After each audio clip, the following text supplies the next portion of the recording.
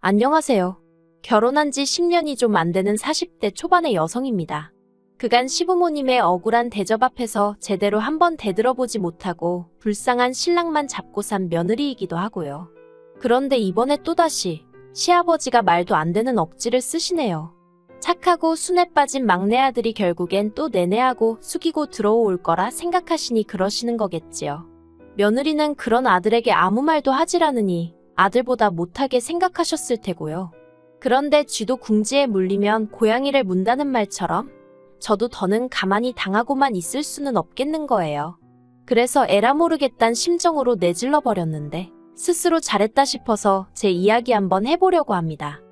남편하고는 고등학교 끝나고 아르바이트를 하면서 알고 지내게 된 사이예요. 그렇게 9년을 알고 지내다가 뒤늦게 연인 사이가 되어서 4년을 더 만났습니다. 오랫동안 지켜봤던 탓에 서로를 알아가는 시간은 그다지 필요치 않았지만 연애 당시 남편이 계약직으로 일을 하고 있었거든요. 참고로 남편은 고졸에 대기업 생산직으로 입사한 상황이었어요. 그리고 남편은 전문직 직업을 가진 저에게 자기가 걸맞는 사람인지 모르겠다 하면서 자기도 정규직이 되든 이직을 하든 아무튼 자기 상황이 좀 더 안정적일 때 식을 올리고 싶다고 하더라고요. 그렇다 보니 저와 남편 서로 확신이 있었음에도 불구하고 연애 기간이 좀 길어졌네요.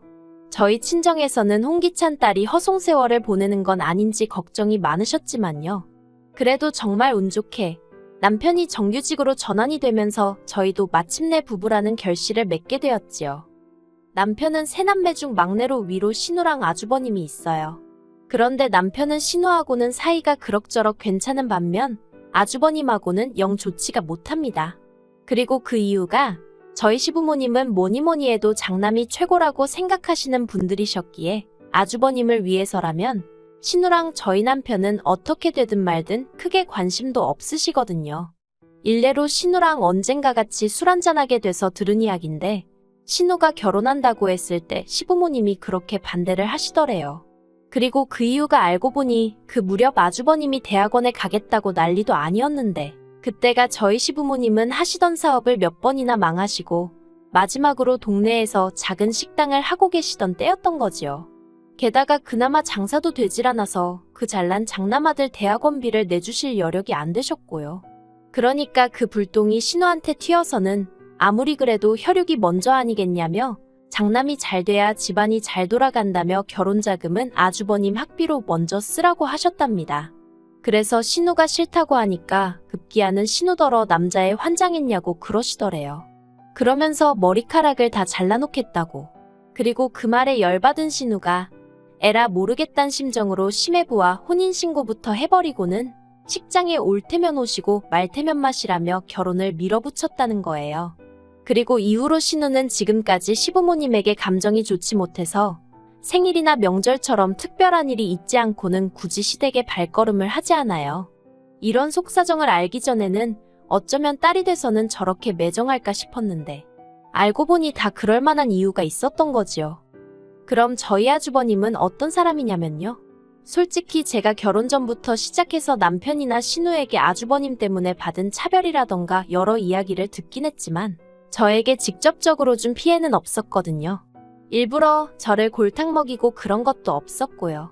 그래서 원래는 딱히 나쁜 감정 같은 건 없었어요. 그런데 며느리가 돼서 옆에서 지켜보니까 시부모님이 자식 셋을 대할 때 달라도 너무 다르게 대하시는 거예요. 결혼자금 이런 건 말해 뭐 하겠어요. 신우 자기가 모은 돈 갖고 시집 갔고 저희 남편도 시부모님 도움 하나도 안 받고 저랑 결혼했는데 아주버님은 1억 받아 장가 가셨단 소리 듣곤 솔직히 황당했던 게 사실입니다. 하지만 이거야 시부모님이 당신 재산 그렇게 쓰시겠다는데 자식은 물론이고 며느리인 제가 뭐라고 하겠어요. 그냥 속으로 서운하다 생각할 뿐이었죠. 하지만 정말 저를 빈정상하게 했던 건 시부모님이 먹는 걸로 자식들을 차별하신 거예요. 예를 들어 저희 부부나 신혼애가 시댁에 가면 그냥 냉장고에 있는 반찬 꺼내서 대충 차려 먹는 식이라면 아주버님네가 시댁에 가면 상다리가 부러질 만큼 그리고 그 위에는 한우부터 시작해서 온갖 육해공산의 진미가 다 올라가더라고요. 한마디로 저희가 평소에 먹는 반찬은 아주버님 밥상에선 감히 올려선 안 되는 음식이었지요. 그리고 더 열받는 건 그렇게 차별을 하시면서도 시쳇말로 잡일막일 심부름, 온갖 기사 노릇이 필요할 때면 저희 남편을 찾으셨다는 거예요. 순에 빠진 남편은 시부모님이 뭐라도 말씀을 하시면 뒤에서는 궁시렁거릴지언정 앞에선 싫다 소리 한번 제대로 못하고 시키는 대로 했고요. 그리고 그 꼴을 옆에서 보고 있는 제 속은 타들어갔지요. 말이 나와서 말이지만 무슨 좋은 꼴을 보겠다고 그런 취급을 받으면서도 막말로 시부모님을 끊어내지 못하나 싶을 때도 많았어요. 얼마나 답답했던지 오죽하면 언젠가 제가 남편더러 그러지 말고 막말로 당신도 한번 들이받으라고 한 적도 있다니까요. 그런데 남편 반응은 그래서 뭐가 남겠냐입니다. 하루가 다르게 나이 들어가는 시부모님 염장질러서 우리한테 좋을 게 뭐가 있겠냐면서 자기가 따지고든들 딱히 뭐가 달라질 것 같지도 않다나요. 사실 남편 말도 일리는 있었던 게 시부모님 두 분 다 누가 더하고더라고 할 것 없이 성격이 보통이 아니셨어요. 그러니 그렇게 종부리듯 하고도 고맙다 소리는커녕 욕만 바가지로 하셨겠지요. 그렇다고 막말로 나한테 사과 좀 해주세요 하고 싶은 것도 아니었으니 그냥 마음을 비우고 살게 된 것 같아요. 아무튼 신혼에는 어떤 생각으로 살았는지 몰라도 적어도 저랑 남편은 우리는 우리끼리 잘 살면 된다 그렇게 생각했네요. 그런데 시아버지의 허리디스크와 시어머니의 간암이 연달아 발견되면서 상황이 생각지도 못한 곳으로 흘러갔습니다. 그리고 시아버지의 허리디스크도 상황이 좋지 않았지만 진짜 문제는 시어머니셨지요. 간암이 원래 소리 없는 침묵의 암인이었쩌니 하더니 이미 손쓸 도리가 없었거든요. 그래서 발견되고 한 달도 되지 않아 세상을 떠나시대요. 그리고 시아버지도 허리디스크 수술을 받으셨습니다. 다행히 수술과 입원 과정에서 간병인을 썼기에 자식들이 크게 고생은 안 했어요. 물론 저나 저희 남편이야 잔심부름 때문에 이리저리 불려다니긴 했지만 매번 당하던 일이라고 표현해야 할지 아무튼 그래서 그럭저럭 넘어갔다 싶었지요. 그런데 상황이 예상치 못한 곳으로 흘러갔습니다. 이제 시어머니도 돌아가시고 안 계신 마당에 시아버지께서 수술까지 하시고 나니 아무래도 거동도 불편하시고 여러 가지로 버거우셨던 모양이에요. 급기야 합가 이야기를 꺼내셨거든요. 그런데 어이없게도 그 대상은 바로 저희 가족이었습니다. 저희랑 합가를 하고 싶으시다는 거예요. 당연히 싫었고 안 된다고 했어요.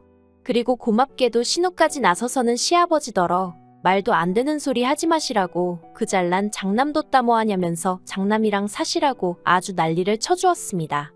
게다가 거기서 그치지 않고 아주버님한테도 전화해서 그만큼 지원받아서 그 정도 해놓고 살면 자식돌이는 하라고 네가 사람이 맞긴 하냐 하면서 악을 썼더라고요. 그런데 그래도 전 평소에 아주버님이 경우는 있는 분이라고 생각했는데 시아버지 일로 만나자 해서 나갔더니 무슨 말 같지도 않은 소리를 꺼내왔습니다.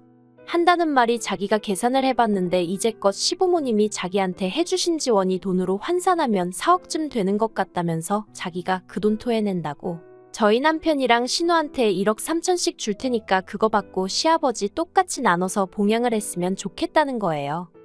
그리고 그 말이 끝나기가 무섭게 신우가 아주버님더러 제정신이냐고 악다구니를 썼어요.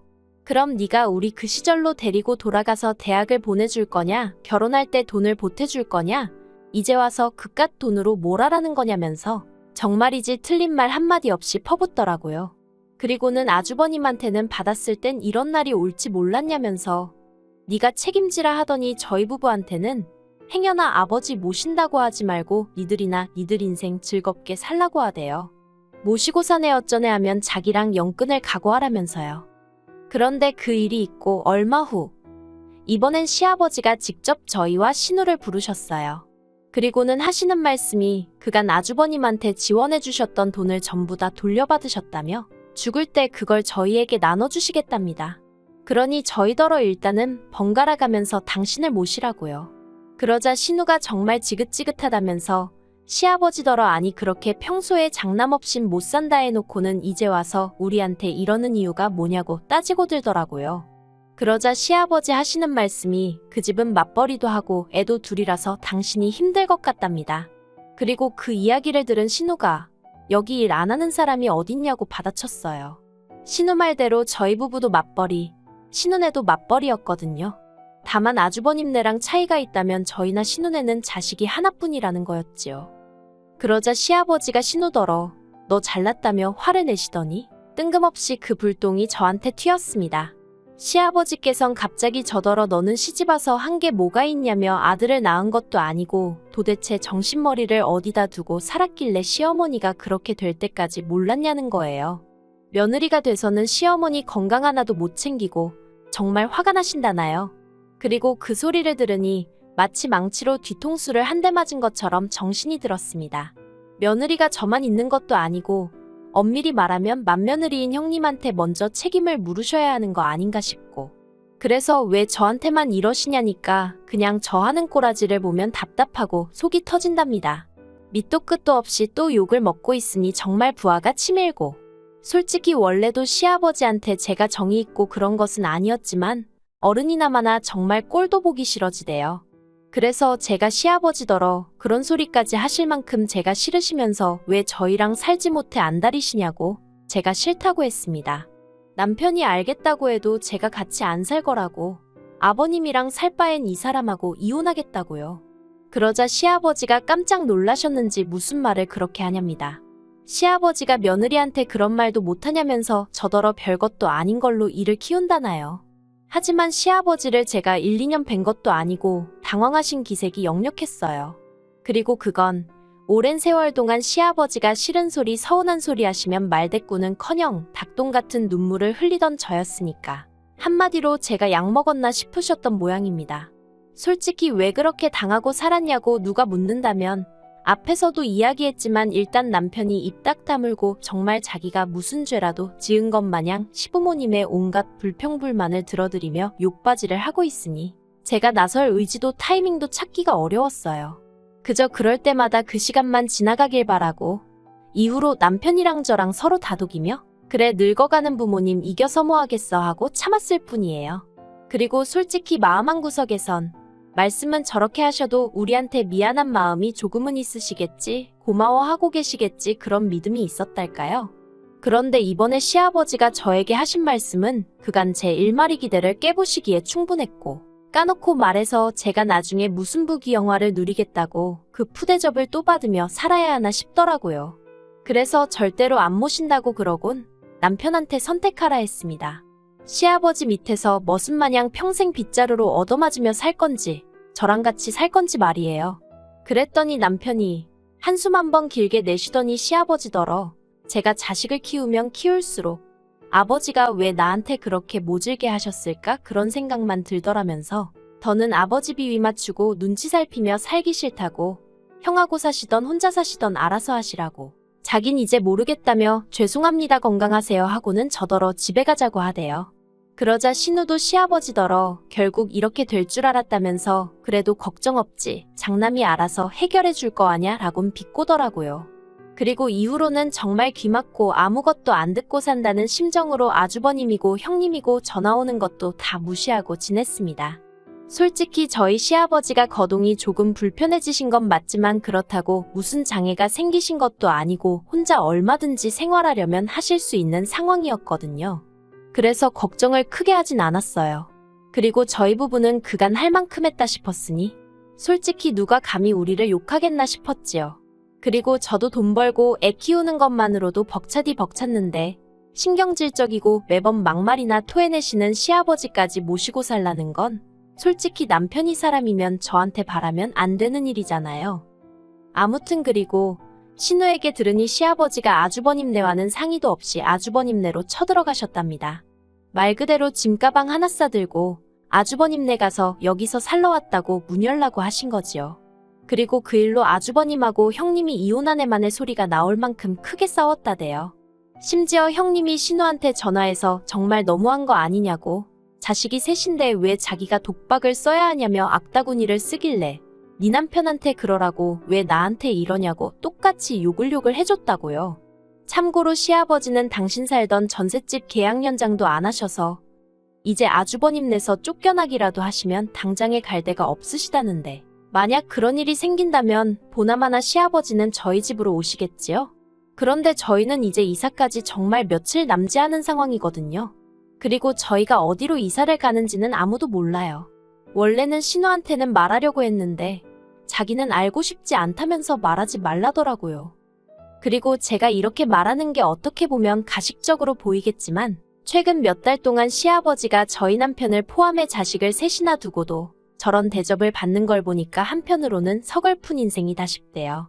그러니까 왜 자식 하나만 끌어안고 그렇게 어화둥둥 키우셨냔 말이에요. 그럴 것 같았으면 처음부터 하나만 낳으시던가. 솔직히 저희 남편도 운이 좋아 정규직이 되었고 지금은 그럭저럭 남에게 손 안 벌리고 사는 처지가 되었지만 이게 다 자기가 아둥바둥 노력하고 살아서 된 거지. 시부모님 덕을 봤다는 생각은 안 하는 눈치예요. 옆에서 제가 보기에도 그렇고요. 하지만 아주버님은 아무래도 학벌도 좋고 하니까. 물론 자기가 노력도 하기야 했겠지만 그래도 저희 남편보단 어떻게 보면 사는 데 있어서 난이도가 쉽지 않았을까요? 그리고 저희 남편도 처음부터 아주버님만큼 대학물 먹고 했으면 지금보다 더 잘 됐을 수도 있잖아요. 물론 이제 와서 아무리 생각해봤자 의미 없는 아쉬움이지만요. 그냥 제가 답답하고 그래서 하는 말이에요.